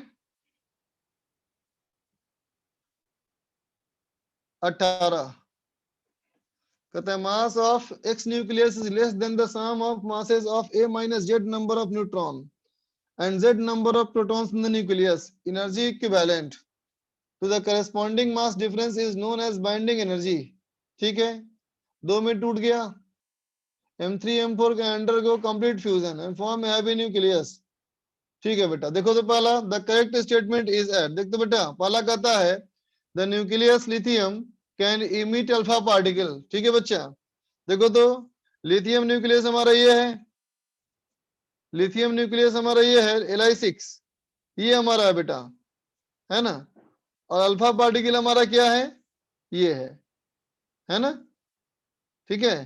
तो कहता है बेटा कि लिथियम न्यूक्लियस हमारा अल्फा पार्टिकल निकाल सकता है,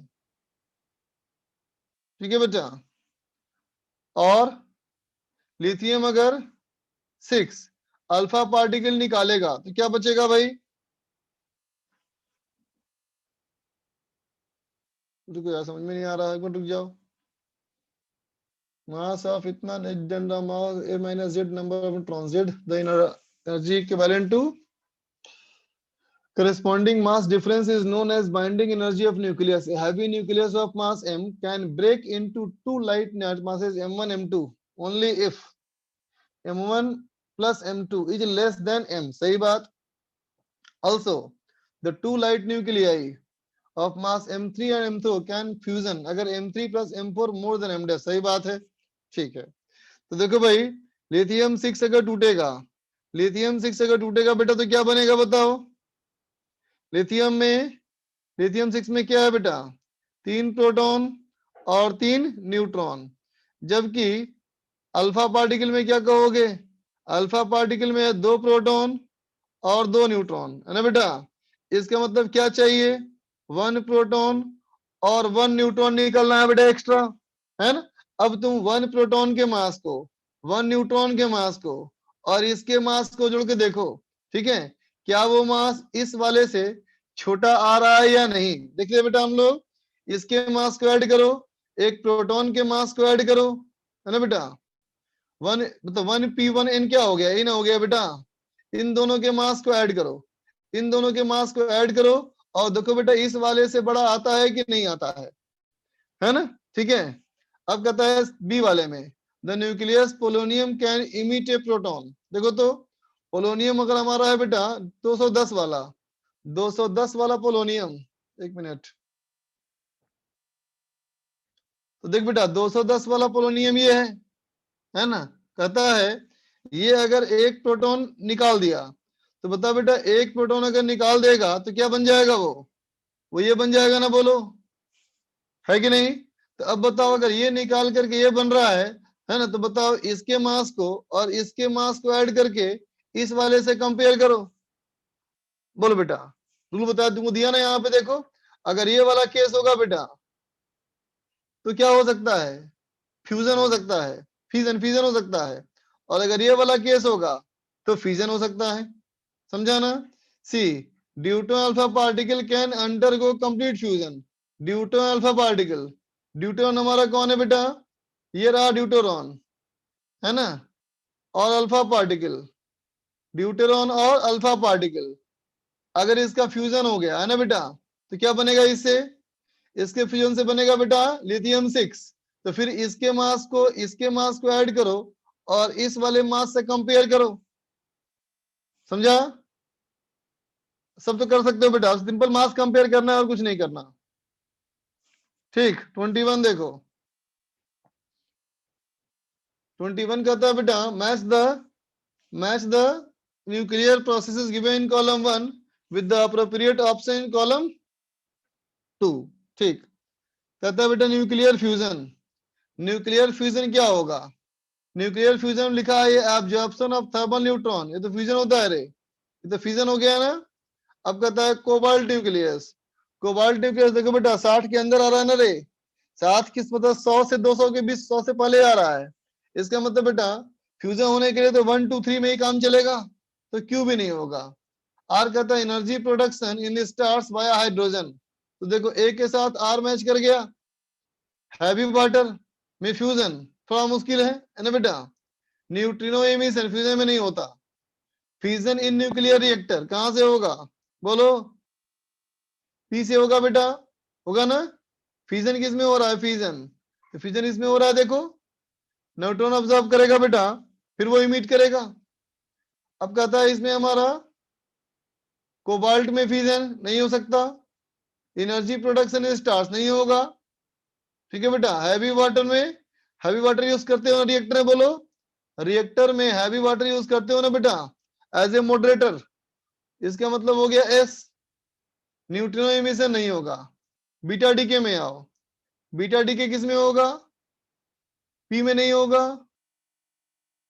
कोबाल्ट 2760, बोल बेटा एन बाई जेड देखो, एन बाई जेड रेस 60/7 27 है ना, ये हो सकता है बेटा इसमें, ठीक है ना। आर नहीं होगा बेटा इसमें, और बीटा इमिशन में न्यूट्रिनो भी निकलता है, ठीक। गामा रे इमिशन देखो, गामा रे इमिशन में क्या होगा, गामा रे अल्फा डीके वगैरह में होता है ना बेटा, अल्फा बीटा डीके में होता है ना, तो पी में नहीं होगा, क्यू में नहीं होगा, आर में नहीं होगा, बोलो बेटा आर में हो सकता है। गामा रे इमिशन आर में हमारा हो सकता है ना बेटा, बोलो बोलो। नहीं गामा रे आर में कैसे होगा, energy production in stars via hydrogen conversion to helium. Gamma ray कम निकलता है बेटा, अल्फा बीटा डीके में होता है ना रे। नहीं आर तो नहीं लग रहा मेरे को बेटा इसमें, आर तो नहीं हो लग रहा हमको, हाँ टी में भले ही हो सकता है, आर में डाउट है बेटा मेरे को। आर क्यों दिया आंसर, ये तो आर दिया है इसमें। डी में R, energy production in stars via hydrogen to helium, नहीं बेटा ये डाउटफुल लग रहा है मेरे को आंसर। डी का आंसर टी लग रहा है मेरे को सिर्फ। 19 पूछना है, देखो 19 में कहता है बेटा 19 में द काइनेटिक एनर्जी, डी का आर क्यू नहीं समझ आया सौरभ, डी का आर क्यू समझ में नहीं आया भाई। देखो गामा रे कब निकलता है, गामा डी के ना बेटा, गामा डी के कब होता है, जब न्यूक्लियस अनस्टेबल हो और रीअरेंज करता हो।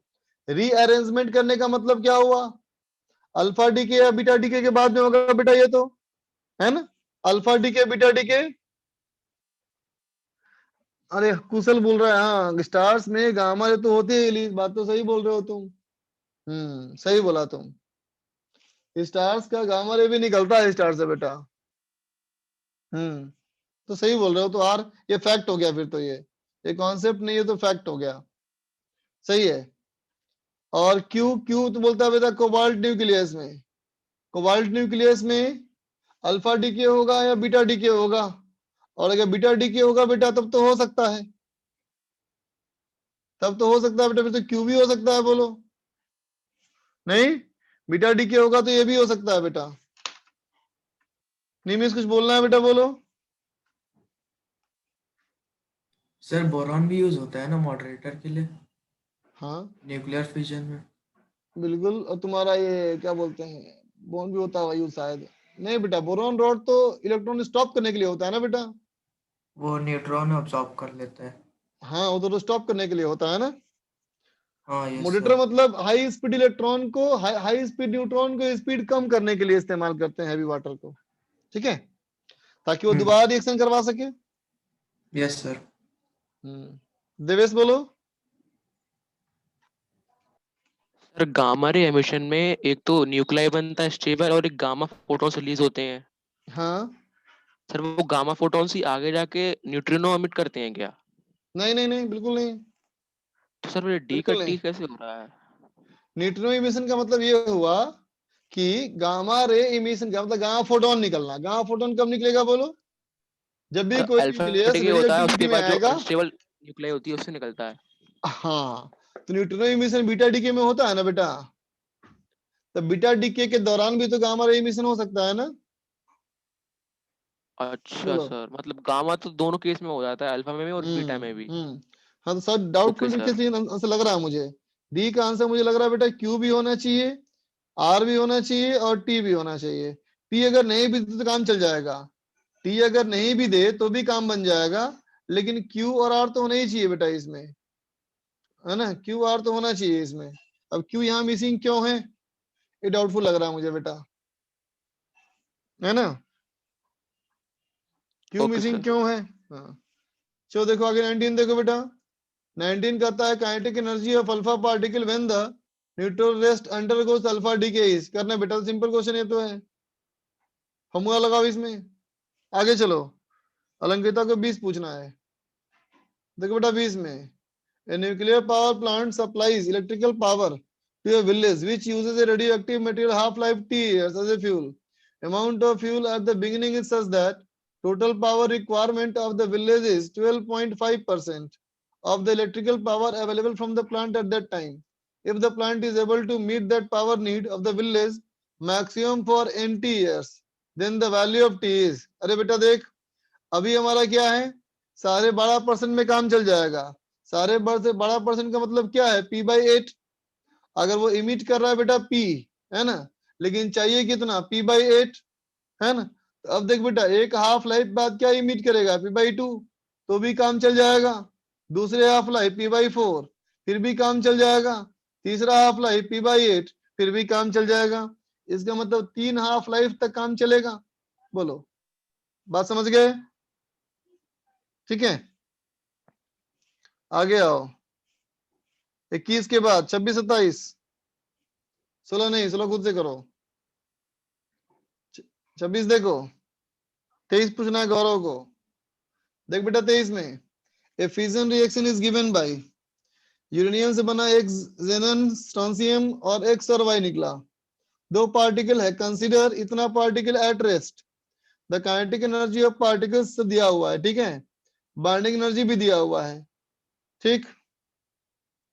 तो इस सवाल में क्या पूछा गया हमसे, किसकी एनर्जी कितनी होगी, है ना बेटा, किसकी एनर्जी कितनी होगी। तो देख बेटा, इन दोनों में देखो, जिसका मास कम है बेटा, जिसका मास कम है उसकी काइनेटिक एनर्जी ज्यादा होगी, है ना बेटा। तो जिसका मास कम है उसकी काइनेटिक एनर्जी ज्यादा होगी, है ना बेटा, और ज्यादा मास वाले का कम होगी। इसका मतलब बेटा डी ऑप्शन तो नहीं हो सकता, क्योंकि देखो स्ट्रोंसियम में कम कर दिया। बोल बेटा, बात समझा ना, डी तो हमारा नहीं हो सकता। अब बचा ए बी सी पे, ठीक है।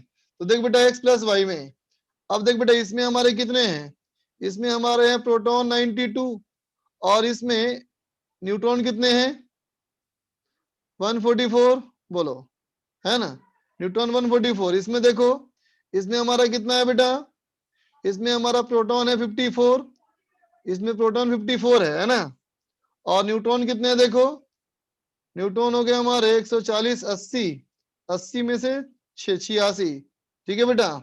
इसमें हमारा प्रोटॉन है 38 और न्यूट्रॉन हमारे कितने हो गए, न्यूट्रॉन हो गए 14 में से 8 गया 6, 8 में से 3 गया तो 5, है ना, ठीक है। अब x प्लस वाई, तो देख बेटा यहाँ कितने हो गए प्रोटॉन, जोड़ो इसको, तो 8 4 12 और 5 3 8 1 9 92, 92 ये भी आ रहा है बेटा, 92 ये भी आ रहा है। इसका मतलब इन दोनों में से कोई प्रोटॉन नहीं है। अब चलो इसको ऐड करो, इसको ऐड करो तो बेटा 6 6 12 8 5 13 1 14 142, 2 की कमी है। इसका मतलब 2 न्यूट्रॉन चाहिए। इसका मतलब ये भी न्यूट्रॉन है, ये भी न्यूट्रॉन है, ठीक है बेटा। तो अब देखो बी हमारा गलत हो गया, है ना बेटा, और देखो सी भी हमारा गलत हो गया, तो बचा हमारा ओनली ऑप्शन ए, ठीक। 22 में पूछना है अभय को। देखो 22 में कहता है for radioactive element material activity A and rate of change of activity is R defined as A बराबर -dn/t, r equal to -da/t, nt is the number of nuclear time t, two radioactive isotope p and q have the same activity at t equal to 0. The rate of change in the activity at t equal to 2t and rp rq. तो rp अपन rq क्या होगा, देखते बच्चा। कहता है t बराबर 0 पे, t बराबर 0 पे, t बराबर 0 पे p और q इन दोनों की एक्टिविटी सेम है, ए नॉट दोनों का सेम है। अब कहता है their rate of change of activity at t equal to 2 tau और rp rq, है ना बेटा। कहता है rate of change of activity r, number of nuclei at time t equal to T, radioactive p, इसका मीन लाइफ टो है बेटा, इसका मीन लाइफ टो है और इसका मीन लाइफ 2 टो है, ठीक है। इसका मतलब इसका हाफ लाइफ t है और इसका हाफ लाइफ 2t है बेटा, ठीक है। तो देखो a इक्वल टू क्या लिखते हो formula, a naught e to the power minus T by tau, है ना बेटा, ठीक है। तो देखो तो r बराबर क्या हो जाएगा, r बराबर कहता है minus D A upon D T, ठीक है। लैम्डा टी कर लो को, एक मिनट।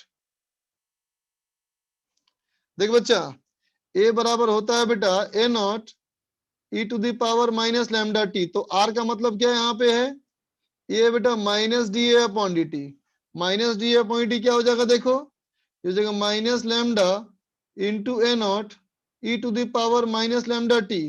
तो देख बेटा ये भी हमारा क्या हो गया ए ना, तो R is equal to lambda A हो गया, बोलो ठीक है। तो अब कहता है बेटा हमें R P upon R Q निकालना है, तो R P upon R Q हो गया lambda lambda A lambda P A P by lambda Q A Q, ठीक है बेटा। तो देखो जो उसके लैम्डा है बेटा ये उसका 1/t होता है ना मीन लाइफ, इसका मतलब p के लिए हो गया 1/τ और ये हो गया 1/2 टो, ठीक है। अब लैम्डा एपी, एपी क्या लिखोगे, ये लिखोगे A naught E to the power minus T by two, इसको तुम बोल सकते हो ना e power t by two, तो इसका हो गया बेटा 2 टो बाई टाइम कितना दिया था इसका टो हो गया, ठीक है, डिवाइड बाई दूसरे का हो गया बेटा A naught E to the power minus 2t time 2 two by ये भी 2 टो, ठीक है। तो देखो टी टी कट गया तो ये आ गया 2, ठीक, ये हो गया 2 और यहाँ देखो ए नॉट कट गया है ना, ये हो गया e का पावर -2 और ए के पावर -2, है ना रे। तो कितना हो गया e टू द पावर ये -2 बाई e का पावर -1, तो ये हो गया बेटा 2e का पावर -1, तो हो गया 2 बाई ई, ठीक है। तो ऑप्शन नंबर हमारा अच्छा n बाई ई लिखा है ना, तो n2 है, ठीक बेटा, समझा। 24 और 26, देखो 24 नंबर में कितना सवाल इसमें है भाई। अच्छा खत्म, इसको खत्म कर लेते हैं, पार्ट 1 खत्म कर लेते हैं कम से कम बेटा, चल आज।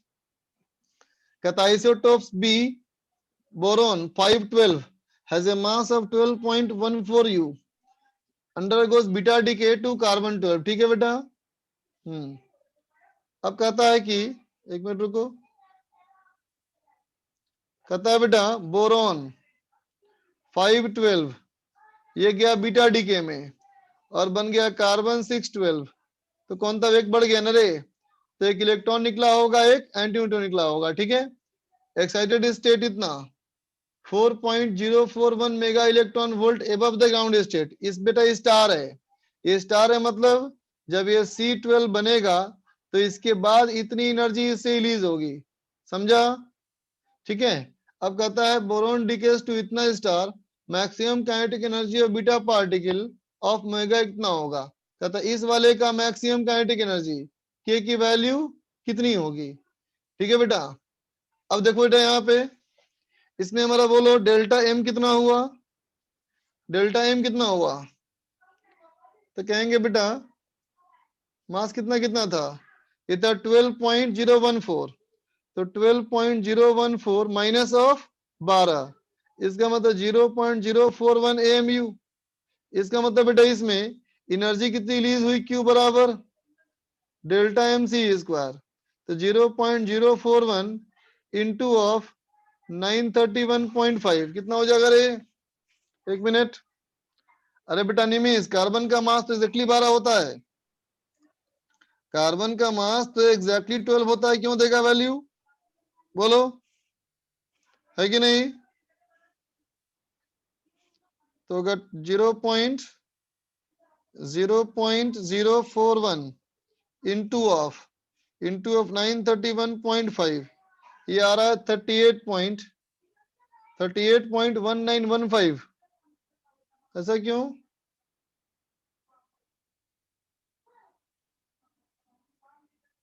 एक मिनट बेटा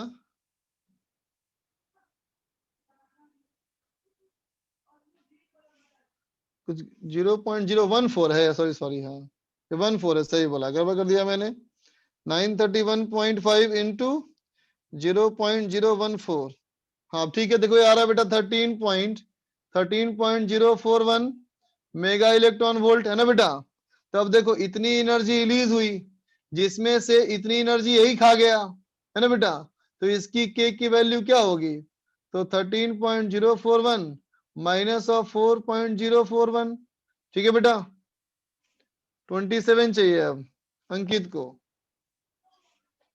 26 चाहिए कुछ अंजलिया को। देखो बेटा 26 में कहता the electrostatic energy of Z protons uniformly distributed throughout a spherical nucleus of radius R is given by, कहता इलेक्ट्रोस्टैटिक एनर्जी का ये फॉर्मूला है बेटा, the measured mass of the neutron, ठीक है, सब मास दिया हुआ है, रेडियाई सबका दिया हुआ है, इसकी वैल्यू भी दी हुई है। कहता बेटा assume that the difference between the binding energy of इतना is purely due to electrostatic energy, तो कहता radius of either of the nuclei is, ठीक है बेटा। देख दो, कहता है बेटा इन दोनों के बीच में है ना, जो भी हमारा डिफरेंस है बेटा, जो भी हमारे क्या लिखा है, mean the difference between their binding energies, तो बाइंडिंग एनर्जी में कितना डिफरेंस हुआ देखो तो, किसमें, इसमें और इसमें कितना है, ये है और ये है, तो क्या कहेंगे बाइंडिंग एनर्जी में डिफरेंस कितना हुआ 15.00000000109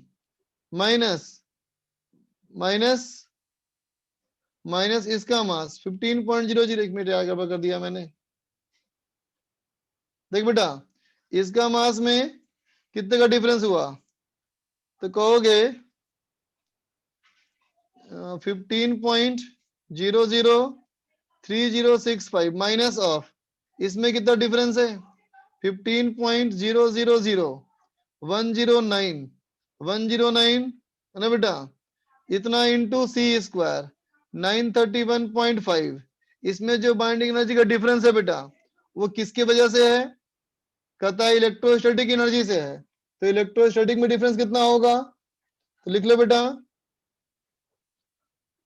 ये हो जाएगा 3/5 इंटू जेड, एक हो गया हमारा कितना 15, दोनों का एक 8 का 7, तो हो गया 8 गुना 7 into E square by 4 pi epsilon naught R minus of इस वाले के लिए।